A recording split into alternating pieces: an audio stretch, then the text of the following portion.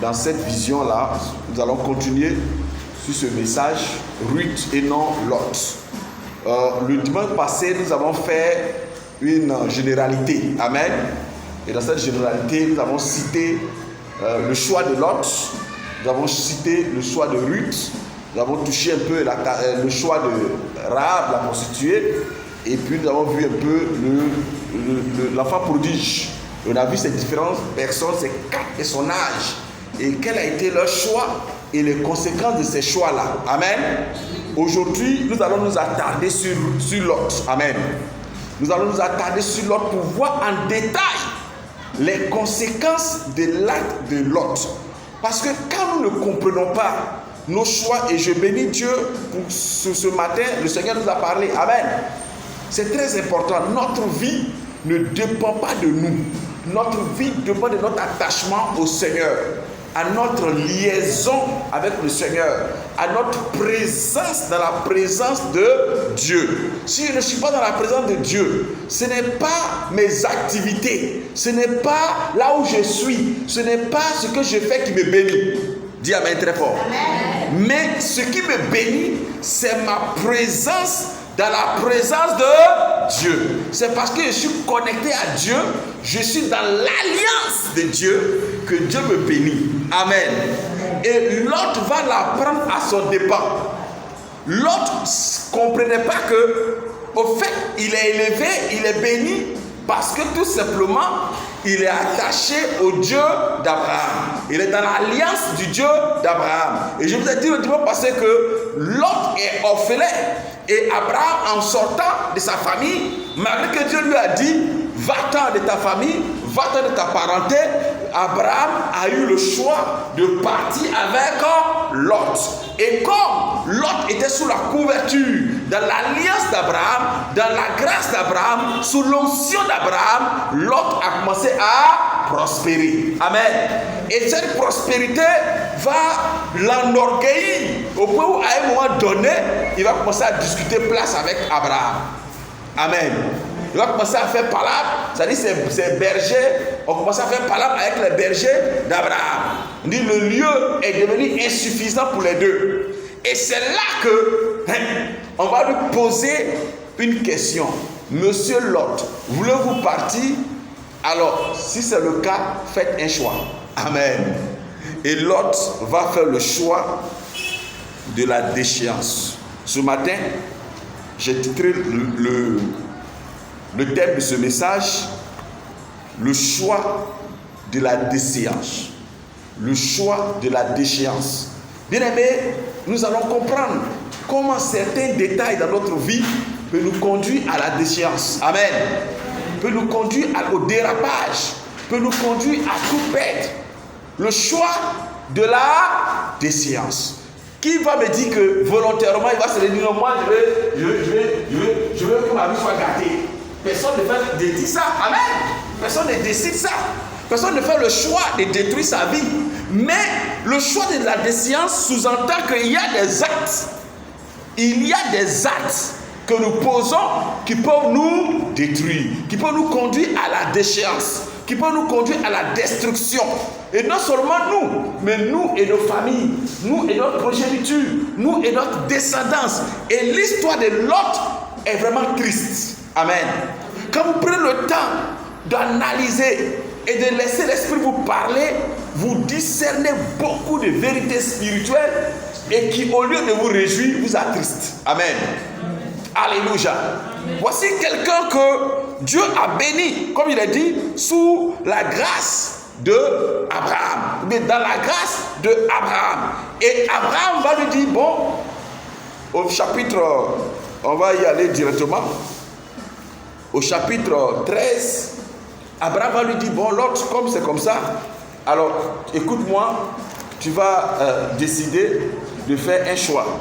Et regardez ce que Lot va faire. La Bible va nous dire, Lot va faire le choix de la convoitise. Amen.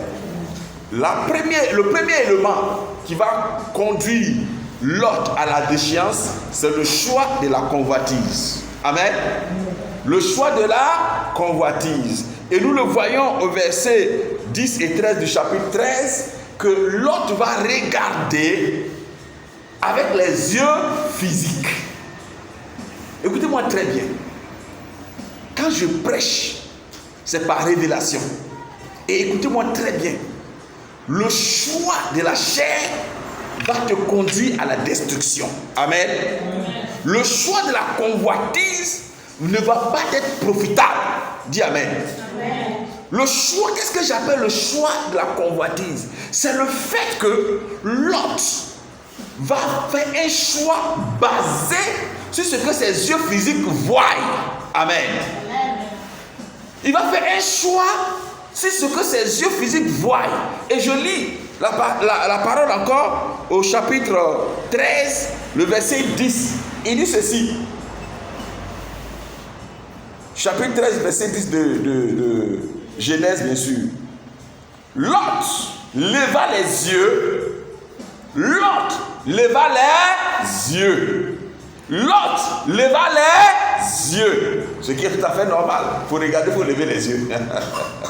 Lot leva les yeux et vit toute la plaine du Jourdain qui était entièrement arrosée. Avant que l'Éternel ait détruit Sodome et Gomorrhe, c'était jusqu'à Zoar comme un jardin de l'Éternel. On dit comme. On n'a pas dit c'est un jardin de l'Éternel. On dit comme un jardin de l'Éternel. Comme le pays d'Égypte. Lot choisit pour lui toute la plaine du Jourdain. Et il s'avança vers l'Orient. C'est ainsi qu'ils se séparaient l'un à l'autre. Verset 12. Je vais m'arrêter là d'abord. Donc l'autre va faire un choix par la convoitise. Parce que ses yeux voient. Et il a regardé. Il a dit non, ça c'est le meilleur quartier.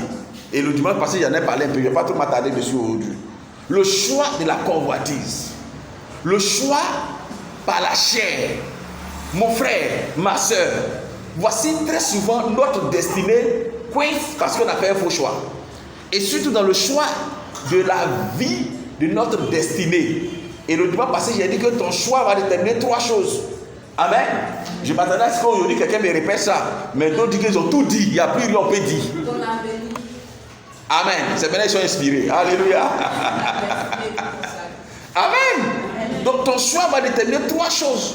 Ton avenir, ta destinée et ton salut, c'est-à-dire ta vie éternelle, où tu vas passer la vie éternelle. Amen. Et aujourd'hui, on parle de l'autre, mais toi-même, chaque jour, tu es confronté à faire des choix. Amen. Et très souvent, nous les hommes, pour le choix de notre femme, de celle avec qui on va passer l'éternité, enfin notre vie sur terre, on fait le choix de la convoitise. Amen. On veut une sœur choco, une sœur qui attend. Tu sais qui elle est? Le regard physique va te trahir. Amen. Le physique va te trahir. Parce que si c'est sur le physique que tu te bases pour faire ton choix, tu vas aller tout droit te casser le nez. Ah, comme il est joli. Ah, elle est belle. Ah, ceci. Tu ne tiens pas compte du spirituel. Tu n'analyses pas le spirituel. L'autre n'a pas analysé le spirituel. Il a fait un choix par la convoitise. Ce que je vois là me plaît, je prends. S'il avait interrogé Dieu, s'il avait prié, Dieu l'aurait orienté ailleurs. Pour dire là-bas c'est Sodome. Hein. Là-bas on s'appelle Sodome et Gomorre. La vie qui est là-bas, là, ça ne te convient pas. Alléluia. Mais quand on convoite, on n'interroge plus Dieu. Même quand Dieu nous parle de ça, on n'est plus prêt. Regardez les jeunes gens. Tu lui dis non, la sœur, est-ce que tu as bien prié? Ah, papa, on le sait. J'ai prié, Dieu m'a convaincu. Je l'ai vu en songe. Amen. Pourtant, c'est sa physique, c'est son physique qui est en train de le séduire. Il est séduit par le physique. Et il refuse d'analyser dans le spirituel. Il refuse de poser des questions dans le spirituel. Et il va s'attacher à une fille de Jézabel. Amen. Et quand il t'attache à une fille de Jézabel, ta destinée est foutue. Amen. Ta destinée est foutue. Elle va te foutre la main. Elle va te conduire sur son père, Satan. Amen. Et ça, beaucoup de frères ont expérimenté ça. Parce qu'ils ont fait le choix de la convoitise.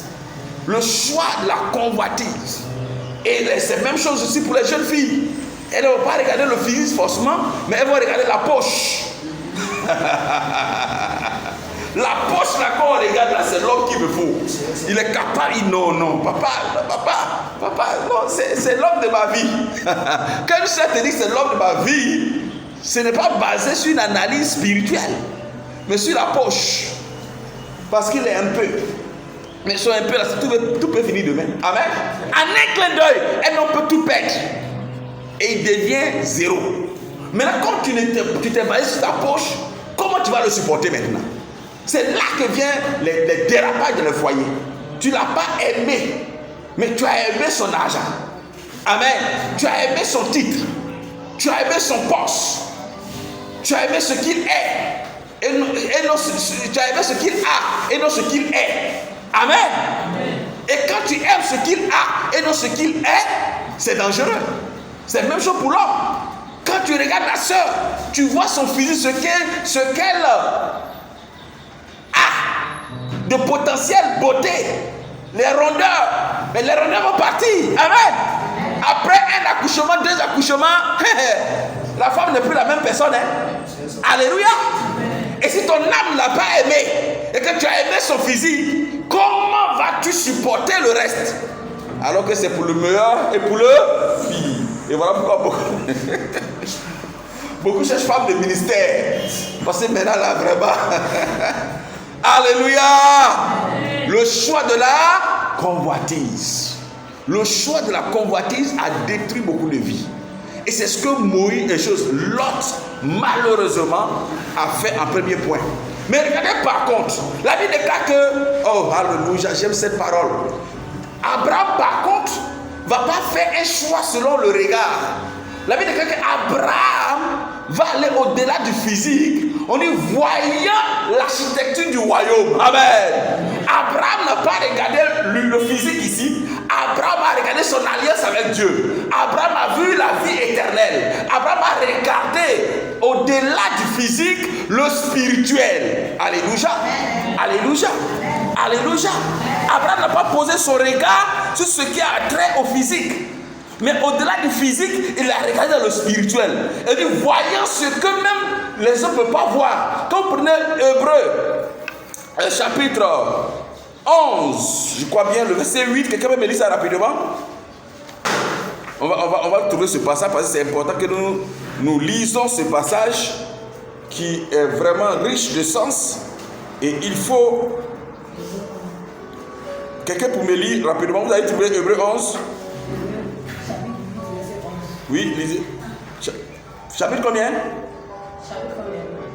J'ai dit Hébreux 11, 8. Lisez-moi 8, là, il y a voir. C'est par la foi qu'Abraham. C'est par la foi qu'Abraham, lors de sa vocation, obéit et parti pour un lieu qui devait recevoir en héritage. Il partit sans savoir où il allait. Il partit sans savoir même où il allait. Verset 9. Oui, vas-y.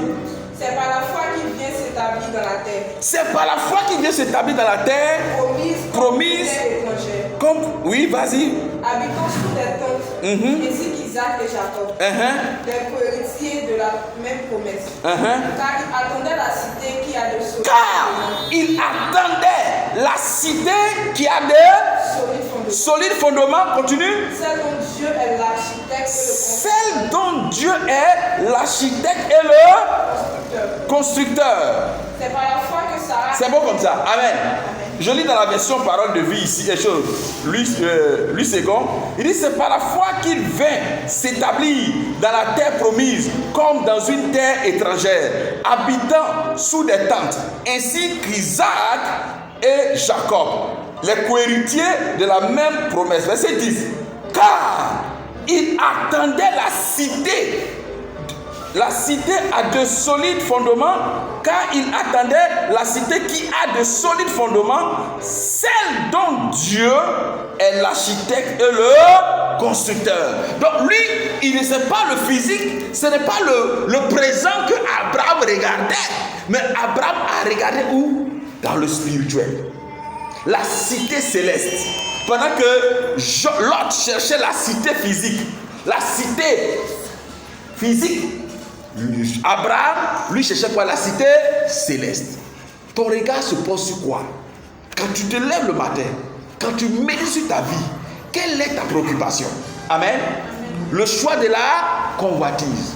Abraham a levé ses yeux, non pas sur son environnement immédiat, mais il a levé ses yeux sur l'éternité. Il a regardé dans l'éternité. Il a pensé à son éternité. Pendant que l'autre posait son regard sur le physique pour voir ce qu'il pouvait gagner dans l'immédiat. Amen. Alléluia. Et nous poursuivons. Nous voyons que le deuxième élément qui va pousser Lot à cette déchéance, c'est qu'il va demeurer à Sodome. Il va aller demeurer à Sodome. Le chapitre 13, verset 12. On n'a pas dit qu'il était de passage. On dit là, demeurer. Il n'a pas dit s'asseoir, mais là il est à Sodome. Il n'a pas dit résider à Sodome. Alléluia. Il a fait résidence à Sodome. Et de là, nous allons voir beaucoup de choses. Il va arriver, comme il a dit, il va passer, au lieu d'influencer Sodome, c'est Sodome qui a commencé à l'influencer. Et le troisième choix, on va aller vite, il va aller maintenant siéger. Vous voyez, c'est intéressant. Quand il a résidé, premier effet, il y a eu la guerre. Amen. Après la guerre, ils l'ont déporté, il est devenu esclave. Mais donnez-moi le vrai mot, prisonnier de guerre. Voilà. Il est devenu prisonnier de guerre. Alors, le fait d'aller résider à Sodome a une première conséquence, tu es devenu prisonnier de guerre, n'est-ce pas? Abraham va le délivrer. Abraham va aller faire la guerre à cause de lui et vaincre ceux qui l'ont vaincu. Et Abraham va le racheter, amen, et le ramener. Au lieu de dire, bon, comme c'est comme ça, je retourne avec toi. Non, monsieur a pris goût à Sodome. Il a pris goût à Sodome. Et il va rester à Sodome. Et non seulement ça, il va rester à Sodome, mais maintenant, il va maintenant devenir un gars qui siège. Siéger veut dire quoi? Il est parmi les notables de Sodome maintenant. Il est devenu notable à Sodome. Le gars qui arrive à Sodome, quels sont ceux qui décident la politique de Sodome? Il fait partie, c'est Lot.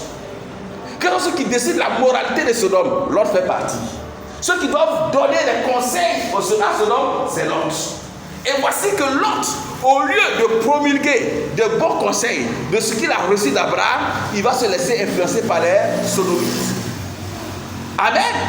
On y va siéger à Sodome, vous pouvez le voir au chapitre 19, verset 1. Chapitre 19, verset 1. Et là encore, un autre malheur va arriver. Malgré qu'il siégeait à Sodome, l'ange de l'Éternel va décider de détruire Sodome. Et Dieu va tout faire pour dire à Lot, arrange-toi, va parler à toute ta famille, tes gens, de quitter la ville. Parce que nous allons détruire la ville. Et autre effet, il va perdre son autorité. Parce que au chapitre 19, toujours, nous le voyons au verset 12 et 14, Lot va aller parler à ses gens, mais on va le lire, c'est très intéressant qu'il faut qu'on le lise, il y a des passages qu'on ne peut pas passer dessus. Je le lis rapidement pour gagner en temps, chapitre 19 de Genèse, à partir du verset 12. Chapitre 19 de Genèse, à partir du verset 12, je lis rapidement. Les hommes dirent à Lot, qui as-tu encore ici? Gendre, fils, fille, et tout ce qui t'appartient dans la ville, fais-les sortir de ce lieu. On dit, bon, va parler à tous ceux qui sont pour toi dans la ville, fais-les sortir. Verset 13, car nous allons détruire ce lieu, parce que le cri contre les habitants est grand devant l'Éternel. L'Éternel nous a envoyés pour le détruire. Verset 14, Lot sortit et parla à ses gendres qui avaient pris ses filles. Levez-vous, dit-il, sortez de ce lieu, car l'Éternel va détruire la ville. Mais aux yeux de ces gendres, il parut plaisanter. Alléluia. Ce passage me choque. Voici Lot qui siège, qui est notable, qui est en train de donner conseil, mais il n'a plus d'influence sur sa propre famille. il a perdu l'autorité sur sa propre famille. Il va parler aux gens de sa famille, on dit tu es un plaisantin. Monsieur Lot, on te connaît, toi tu plaisantes ici toujours. Ça là, tu es en train de plaisanter. Comment toi tu parles et on te prend pour un plaisantin? Écoute-moi très bien ce matin. Comment tu as géré ta vie au point où ta parole n'a plus de vie, ta parole n'a plus d'importance, ta parole n'a plus de pouvoir. Tu parles et on te prend pour un plaisantin. Tout ce que tu dis, le vieux là, laisse-le, il ne sait pas ce qu'il dit. L'homme est devenu ridicule. Il n'a plus d'autorité. Le choix de la déchéance. Il n'a plus d'autorité. Et il parle, il sait pas quoi ces gens pour leur parler. On dit, oh, le monsieur, lui là, tu vas l'écouter. C'est un plaisantin. Il est en train de dire quoi? On va détruire. Qui va détruire quoi? Ça veut dire quoi? Il a perdu lui-même son autorité sur sa propre famille. On parle de ces gens, encore on va parler de ces beaux. Mais un beau qui te parle, tu écoutes, n'est-ce pas? Mais comment toi tu fais et puis tu parles, maintenant tu n'écoutes plus? Ça veut dire qu'avant ça, tu as eu des actes. Amen. Tu as eu à poser des actes qui ont fait que les gens ne te considèrent plus. Et ils sont plus prêts à t'écouter. Tu es devenu à leurs yeux comme un plaisanté. On dit qu'à la fin de parler, on dit, oh, il est en train de plaisanter. Personne n'a branché. Il a perdu son autorité. L'autre va d'abord, l'orientation, le mauvais choix va l'amener dans cette déchéance. Non seulement il perd son autorité, il devient comme un plaisantin devant les autres, devant même sa propre famille. Et plus, il va encore s'enfoncer. L'ange, malgré tout, va lui dire, bon, il faut sauver ta vie. Ceux qui ne veulent pas partir avec toi, il faut les laisser. Sauve-toi pour ta vie. Et l'ange va lui dire, on va le lire encore, c'est important de le lire, on est maintenant au chapitre 19 toujours, verset 17 à 20. Je lis rapidement le verset 17 à 20, il dit ceci. Après les avoir fait sortir, l'un d'eux dit, sauve-toi pour ta vie, ne regarde pas derrière toi et ne t'arrête pas dans toute la plaine, sauve-toi vers la montagne de peur que tu ne périsses. Donc l'ange qui lui parlait lui a dit sauve-toi vers la montagne. Il lui a donné une direction, une orientation divine. Va dans tel endroit, c'est là-bas que tu vas te sauver pour ta vie. Et regardez ce que l'autre va répondre. L'autre leur dit, oh non Seigneur. Non Seigneur. On ne dit pas non à un Seigneur. Amen. Mais regardez ce qu'il va dire. Dieu, tu as parlé et j'ai compris. Mais ce que tu as dit là, non. Ma réponse est non. Non Seigneur. Voici, j'ai trouvé grâce à tes yeux et tu as montré la grandeur de ta miséricorde à mon égard en me conservant la vie. Mais je ne puis me sauver à la montagne avant que le désastre ne m'atteigne et je périrai. Voici, une ville est assez proche pour que je m'y réfugie et elle est petite. Oh, que je puisse m'y sauver. N'est-il pas petite et que mon âme vive? Donc lui, l'orientation que Dieu va lui donner, il va dire non, je ne veux pas aller là-bas, mais laisse-moi aller ici. Amen. Écoutez-moi très bien. Là où tu m'as dit d'aller là, je ne pourrais pas aller là-bas. Non Seigneur, là-bas là, c'est trop loin. Moi je préfère rester tout près ici là, à quelque part ici là, j'ai mon coin. Amen. Et c'est comme ça que beaucoup de personnes se perdent dans le Seigneur. Quand le Seigneur vous donne une orientation, une directive, des conseils, ne dites pas non. Ne te crois pas plus intelligent que Dieu. Amen. Ne te crois pas plus maîtrisé. Toi tu maîtrises la situation. Donc on dit Dieu dit de faire ça. Ah, parce que Dieu a dit ça, mais bon, d'accord, mais, et si. Les mais et si vont te perdre. Alléluia. Obéis à la voix de Dieu. Soumets-toi à la direction que Dieu t'a donnée. Ça peut te coûter, ça peut être coûteuse, mais c'est plus avantageux pour toi. Mais quand tu arrives au point où tu ne coûtes plus la voix de Dieu, où tu vas discuter, où tu vas faire des propositions à Dieu, Dieu tu m'as dit de faire ça, mais moi je pense que. C'est comme si tu dis à ton enfant, fais tes choses. Non, maman, ne t'en pas. Hey, qui dirige? C'est toi ou c'est moi? Qui conduit ta vie? C'est toi ou c'est moi? Qui est le Seigneur de ta vie? C'est Christ ou bien c'est toi-même. Et quand tu ne sais pas choisir, tu dois diriger ta vie, tu fais le choix de la déchéance. Amen. Le choix de la déchéance. Il va encore aller là où lui voulait. Et regardez la suite. Il refuse de partir là où Dieu va lui dire de partir. Une autre conséquence négative. La Bible déclare que en route, Dieu leur a dit ne regardez pas en arrière. Comme Lot n'a pas appris la rigueur à sa famille, la rigueur, la discipline, Dieu a dit on ne fait pas ça. Tout le monde obéit. N'est-ce pas? Tu apprends à discipliner ta famille. Mais regardez encore la convoitise, puisque c'est le choix de la convoitise. Madame Lot, dès qu'ils prennent la route, Dieu leur a dit ne regardez pas en arrière. Ne regardez pas en arrière. C'est une instruction du Seigneur, une instruction divine. Tellement ils ont l'habitude de discuter les conseils, les directions de Dieu. Qu'est-ce qu'elle va faire? La Bible déclare qu'elle va faire quoi? 3 pas, 4 pas, 5 pas, 6 pas, 7 pas. Mais est-ce que ce qui est derrière vous est vrai? Et mon or, et tous mes biens qui sont restés là-bas. Et attends, mais qu'est-ce que c'est pas? Elle va faire un demi-tour pour regarder en arrière. Pendant qu'on a interdit de regarder en arrière. Et la Bible déclare qu'à l'instant T, elle va devenir une statue de sel. Perd sa vie. Donc l'autre vient de perdre non seulement tous ses biens, suivez très bien si vous me suivez. Premièrement, quand il a quitté la grâce d'Abraham, il est parti s'installer, demeurer, résider à Sodome. Là-bas, il va avoir la guerre. Ils vont prendre tous ses biens, il va être prisonnier de guerre. Abraham encore va venir le délivrer, lui redonner encore tout. Il va recruter encore, maintenant il va aller siéger, c'est-à-dire être notable maintenant de Sodome et Gomorrhe. Dieu encore va venir dire, on va détruire la ville. Donc il faut aller parler à tes gens, sortez.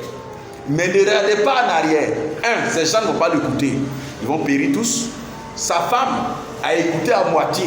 Et en route, elle va regarder en arrière, elle aussi elle va périr. Donc l'autre, en plus de perdre, parce que tous ses biens, tout ce qu'il a magasiné, toute la convoitise pour laquelle il est parti à Sodome, le feu va tout détruire. Tout ce que Dieu ne vous donne pas ne vous profitera jamais. Dis amen très fort. Amen. Toute bénédiction que ce n'est pas Dieu qui t'a donné, que c'est ta convoitise qui t'a donné, c'est tes mille-marques qui t'ont donné, tu vas les perdre. Amen. Pour ceux qui ont suivi le film hier, ce monsieur, quand il s'est converti, il a réellement donné sa vie au Seigneur, qu'est-ce qui s'est passé? Le feu est venu brûler tout ce que le diable lui avait donné. Amen. C'est comme ça. Si ta vie, il dit c'est la bénédiction de l'Éternel qui enrichit et qui n'est suivi d'aucun chagrin. Si ce n'est pas l'Éternel qui te bénit, si ce n'est pas la grâce de Dieu qui te bénit, que toi-même, tu conjugues tes efforts, tu veux vraiment, je ne sais pas, tu as ta manière pour toi d'être béni, tu peux avoir le matériel, mais cela ne te profitera pas. Amen. Amen. Tu peux avoir ce que tu veux, mais cela ne te profitera pas. L'autre va tout perdre, y compris sa femme cette fois-ci. Tout. Le choix de la déchéance. Et il perd tout. Il devient maintenant veuf. L'histoire est triste. Amen. Et il va aller là où il a dit que lui voulait aller s'habiter là. Il est parti habiter là-bas. Maintenant, c'est vrai qu'il s'est passé là-bas encore. Il s'est retrouvé dans le rocher quelque part là-bas, lui seul, avec ses 2 filles. Donc voici M. Lot qui est là avec ses 2 filles. Et on va le lire.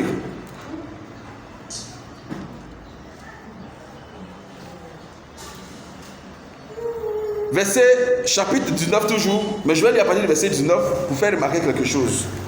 Chapitre 19, verset 29.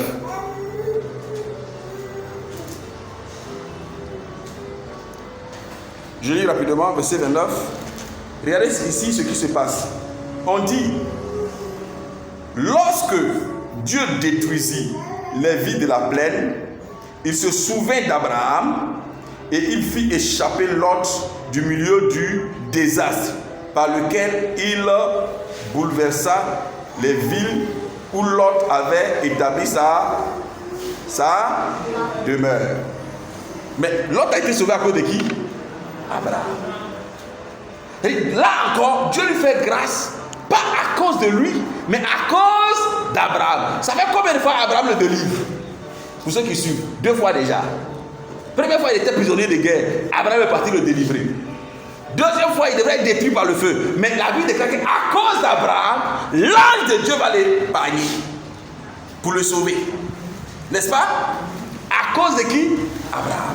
Mais jusque-là, lui n'a pas encore fait la remarque. Verset 30. Lot quitta Soar pour la hauteur et fixa sur la montagne avec ses 2 filles, car il craignait de rester à Soar. Mais qui lui a indiqué Soar là? Écoutez-moi bien. Dieu lui a dit quoi au départ? Va de tel endroit. Lui a dit non, laisse-moi aller tout près ici là. Qui lui a indiqué là-bas? C'est lui-même. Maintenant, ici, on nous dit, arrivé à ce moment-là, il craignait de rester à Soar. Il habita dans une caravane, lui et ses 2 filles. Verset 31. L'aîné dit à la plus jeune, notre père est vieux et il n'y a point d'homme dans la contrée pour venir vers nous selon l'usage de tous les pays. Viens, faisons boire du vin à notre père et couchons avec lui, afin que nous conservions la race de notre père. Regardez le projet qui va naître dans le cœur des enfants de Lot. Mais attends, où ils ont appris ça? À Sodome. Suivez-moi très bien. Où ils ont appris cette immoralité, l'inceste. Mais quand vous lisez, pour ceux qui lisent bien la Bible, à Sodome, quand les anges sont venus, on dit tout le village est sorti. Et tout le village voulait coucher avec ceux qui étaient venus dans la maison de Lot. Donc il y avait c'était une vie de dépravation. Une ville de dépravation où chacun faisait ce qu'il pose de la tête. Et les enfants de Lot vont voir ça de loin et ils vont regarder. Un jour, la même chose va naître dans leur cœur. Notre papa est là, il n'y a pas de garçon. Ici, là, il n'y a personne ici pour venir coucher avec nous. Alors, nous, on ne peut pas rester comme ça. Hey! Directement déchéance. Ça, c'est la finale de la finale. Et les enfants vont dire, il y a eu ce projet diabolique. On va coucher avec notre père. Et comme on sait qu'il ne va pas accepter, alors qu'est-ce qu'on va faire? C'est nous on prépare, non? C'est nous on fait tout dans la maison. On va lui faire boire du vin. Quand il sera ivre, voici encore une. Donc ils savaient que leur père avait l'habitude de boire pour se saouler. Amen. Amen ou amen pas? On sait que quand il se saoule là, il ne contrôle plus rien. On sait que quand il se saoule là, il devient autre chose. Donc on va le faire saouler et puis nous on va faire ce qu'on veut. Amen. Amen. Et les enfants de Lot, ses filles, vont aller faire boire leur père. Et le père étant ivre, la première nuit du moins, la plus grande va aller coucher avec lui. Et elle revient sans remords. Elle n'a même pas regretté pour dire, ah vraiment j'ai fait ça, mais c'est même pas bon. Ma soeur, il ne faut pas avoir continué. Elle va dire, moi j'ai fini.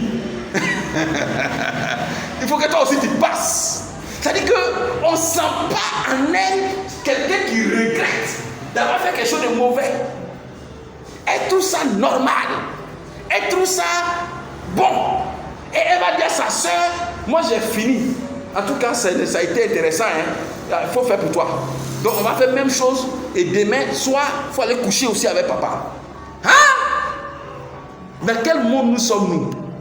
Regardez un peu là où la déconnexion de l'ordre de Dieu va le conduire. Le choix de la convoitise va le conduire. Le choix de se détacher de Dieu. Regardez là où ça tente de le conduire. Amen. Et les filles de Lot sont devenues des incestueuses. C'est-à-dire des personnes qui couchent avec des parents proches. On parle de l'inceste. Et la deuxième aussi, elle ne va pas dire non. Regardez les deux même. Parmi les deux, il n'y a même pas une même qui peut résister un peu, qui peut dire mais attends, ce qu'on est en train de faire, c'est pas bon. Non, mais puisque leur morale a été déjà détruite.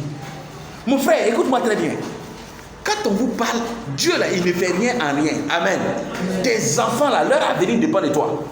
Dis amen. Leur avenir dépend de l'orientation que tu vas donner à leur vie. Par exemple, il y a des écoles, tu ne dois pas envoyer ton enfant. Parce que cette école-là, c'est renommé des voyous. Dans cette école, il y a des gens qui fument, fument la drogue. Et puis tu dis non, c'est une grande école, c'est ceci, ceci. Tu envoies, ils vont détruire la vie de ton enfant. Amen. Parce que la mauvaise compagnie corrompt les bonnes messes. Regardez où les filles de Lot se sont retrouvées. Il n'y avait pas une, des deux, pendant qu'ils sont en train de faire le programme, il n'y avait pas une même qui regrette un peu. C'est comme si c'est normal. Comme si rien n'était. Et la première va venir aisément. Ah, j'ai fini avec papa. Toi aussi, il faut aller finir avec lui. Amen. Sans honte, sans gêne, sans remords. Aucune. Et la deuxième aussi ne se dit pas, ah, vraiment, ça là. Ouais, on ne sent même pas qu'elle est gênée. Elle dit, oh, ok, c'est mon tour. Youpi. À nous aller. Et ils vont faire boire le vieux encore dans son daïko. La deuxième aussi va aller coucher avec lui. Regardez un peu d'où la déchéance peut nous conduire. Alors, à ce moment précis, les conséquences vont suivre. La première va tomber enceinte.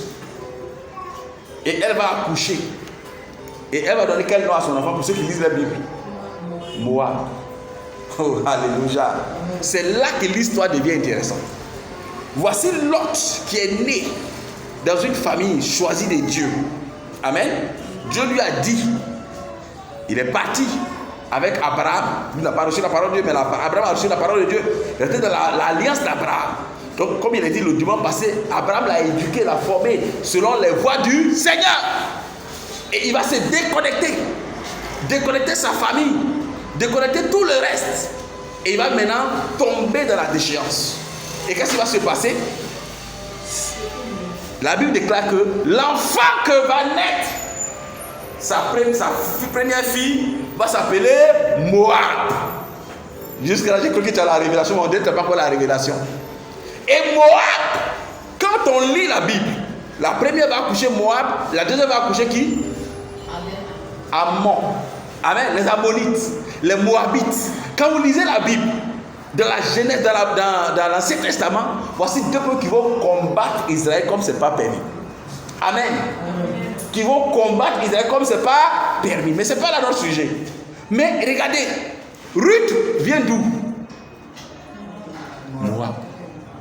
On dit Ruth la Moabite. Donc, ça veut dire quoi? Ruth est un descendant de qui? De Lot. Amen. Ruth est descendant de qui? De Lot. Ruth provient de Lot. Mais ce qui me plaît dans cette affaire, voilà pourquoi j'ai dit le grand thème c'est Ruth et non Lot. Pour ceux qui ont de l'esprit pour comprendre maintenant. Ruth et non Lot. Parce que Lot a fait sortir sa famille de la présence de Dieu. Le déconnecter de Dieu. Mais Ruth va faire quoi? Les reconduire dans la... Est-ce que tu peux acclamer le Seigneur? Ruth va les reconnecter à Dieu. Ruth va les ramener à Dieu.